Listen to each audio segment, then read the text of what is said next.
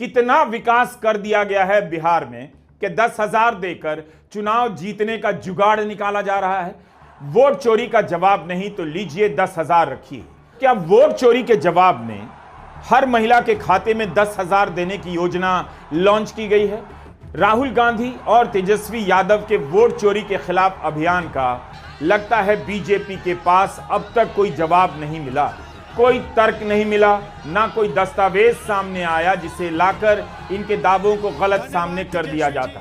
तो लाया गया हर महिला के खाते में 10,000 रुपए देने का एक नया चॉकलेट। गजब की लड़ाई चल रही है, भीड़ जा रही है वोट चोरी को समझने के लिए, तो भीड़ से कहा जा रहा है समझना बाद में, पहले ले जाओ 10,000 रुपए। बिहार का वोटर अभी एसआईआर का फॉर्म भरकर फारिग हुआ था, अब उसे 10,000 के लिए आवेदन भरने की भीड़ में लगा दिया जाएगा। एक तरफ स्वतंत्र पत्रकारों की रिपोर्ट बता रही है वोटर लिस्ट के जरिए क्या खेल हो रहा है या किस तरह से वोटर लिस्ट बनाई जा रही है। अब ये है प्रियंका राज, फादर का नाम वोटर ईडी कार्ड पता नहीं, कुमारी शिल्पी हस्बैंड, पति का नाम हस्बैंड, नेहा कुमारी, माता का नाम election commission of India. Vote चोरी के अभियान को काउंटर करने के लिए रोजगार की एक नई योजना लॉन्च की गई है। इस फैसले की जानकारी देते हुए मुख्यमंत्री नीतीश कुमार ने ट्विटर पर लिखा है कि अपनी पसंद के रोजगार के लिए बिहार की महिलाओं को 10,000 रुपए दिए जाएंगे। क्या यह रोजगार की कोई नई कैटेगरी है? अपनी पसंद का रोजगार बताइए और सरकार आपके खाते में 10,000 देगी। एक बार में 10,000 देकर वोट लेने का यह फॉर्मूला चल भी सकता है। 30 साल के लिए, 40 साल के लिए स्थायी रूप से किसी नौजवान को नौकरी देने से अच्छा है उसी के घर में एक महिला के खाते में 10,000 रुपए दे दिए जाएं। बेरोजगारी का मुद्दा खत्म। वैसे मुद्रा योजना का क्या हुआ? वो काफी नहीं था कि अपनी पसंद के रोजगार के नाम पर 10,000 रुपए दिए जा रहे हैं। अगर इतना ही पैसा है तो राज्य सरकार सर्वे संविदा कर्मियों को एक झटके में परमानेंट क्यों नहीं कर देती है? उन्हें क्यों इतने दिनों से धरने पर बैठना पड़ा है? मोदी सरकार को भी मुद्रा योजना बंद कर देनी चाहिए। अपनी पसंद के रोजगार पर सीधे बैंक ट्रांसफर की योजना शुरू कर देनी चाहिए। सिर्फ एक जानकारी से पता चल जाएगा कि रोजगार के नाम पर कितना बड़ा स्कैम लॉन्च होने जा रहा है। राहुल गांधी बिहार में भी महाराष्ट्र में वोट चोरी की बात उठा रहे हैं। आरा में इतनी बड़ी संख्या में लोग राहुल, तेजस्वी और अखिलेश यादव को सुनने आए हैं। ऐसा लग रहा है कि बिहार का चुनाव महाराष्ट्र की स्क्रिप्ट पर लड़ा जा रहा है। हमने आपको एक वीडियो में दिखाया भी था कि महाराष्ट्र विधानसभा चुनाव के पहले ही कांग्रेस गठबंधन के एक उम्मीदवार बलराम पाटिल ने 85,000 डुप्लीकेट वोटर का पता लगाकर चुनाव आयोग को बताया था। एकनाथ शिंदे शिवसेना के विधायक और चुनाव में उम्मीदवार चंद्रकांत पाटिल ने भी 43,000 से अधिक डुप्लीकेट वोटर की जानकारी चुनाव आयोग को दी थी और हाईकोर्ट तक गए थे। लोकसभा के बाद तकरीबन 1 करोड़ फर्जी वोट महाराष्ट्र की वोटिंग लिस्ट में डाले गए। इलेक्शन कमीशन ने वोटर लिस्ट नहीं दी। हमने पूछा वीडियोग्राफी दीजिए, वीडियोग्राफी नहीं दी।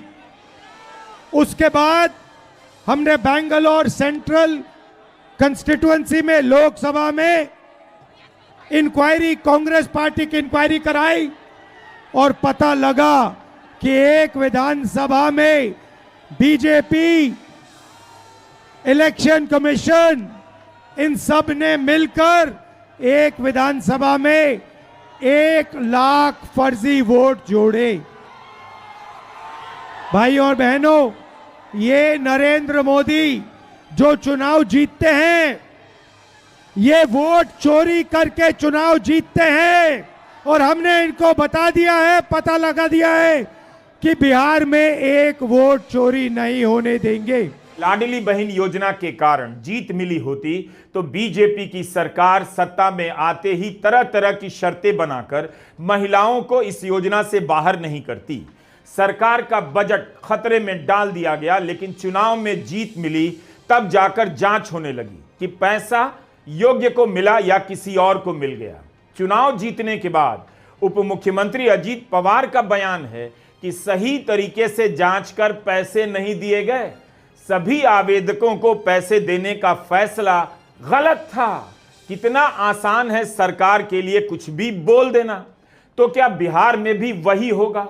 अभी बिना जांच परख के सभी महिलाओं के खाते में 10,000 दे दिए जाएंगे, बाद में कहा जाएगा गलत था यह फैसला। भारत में नौजवान परीक्षा का फॉर्म भरकर महीनों इंतजार करता है, परीक्षा होती भी है तो पेपर लीक हो जाता है।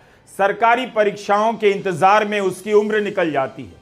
सरकार से कोई प्रमाण पत्र लेने जाइए तो हफ्तों लग जाते हैं, कोई काम महीनों में नहीं होता, पेंशन का पैसा लेने में साल लग जाते हैं। और अपनी पसंद के रोजगार के लिए सभी महिलाओं के खाते में 1 महीने के भीतर 10,000 रुपए की राशि दी जाएगी।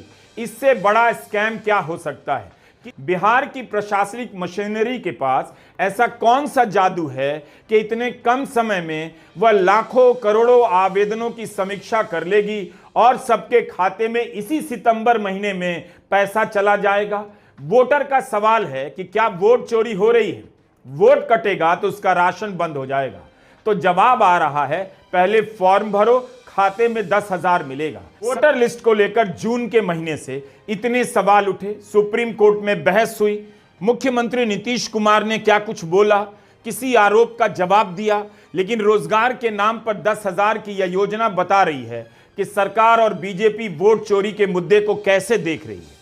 इसके बाद भी वोट चोरी को लेकर जो आरोप लग रहे हैं और SIR को लेकर जो खबरें आ रही हैं, आप उन्हें नजरअंदाज नहीं कर सकते। उन पत्रकारों की रिपोर्ट की बात करनी होगी जिनसे पता चलता है कि वोटर लिस्ट में क्या क्या खेल हुआ है, क्या क्या खेल हो चुका था, मगर ऐसी रिपोर्ट और विपक्ष की सक्रियता के कारण होने से बच गया।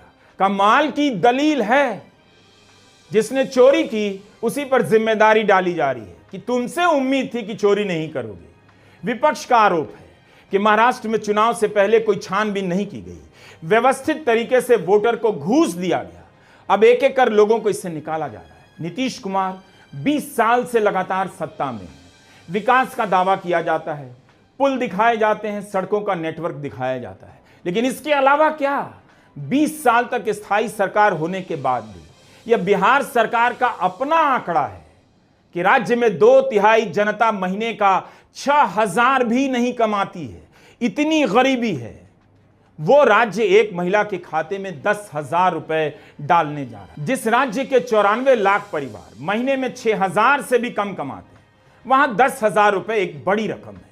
बिहार में महिलाओं की साक्षरता 75% से भी कम है। महिलाओं तक अखबार भी नहीं पहुंचता, ना पढ़ने की संस्कृति है, उन तक सूचनाएं नहीं पहुंच पाती और अखबारों में खबरें कैसे छपती हैं आप जानते हैं। तो केवल योजना और 10,000 की योजना लॉन्च कर दी जाती है क्योंकि यही सूचना के रूप में वोटर के पास पहुंचती है, 10,000 रुपए के रूप में। नमस्कार, मैं रवीश कुमार।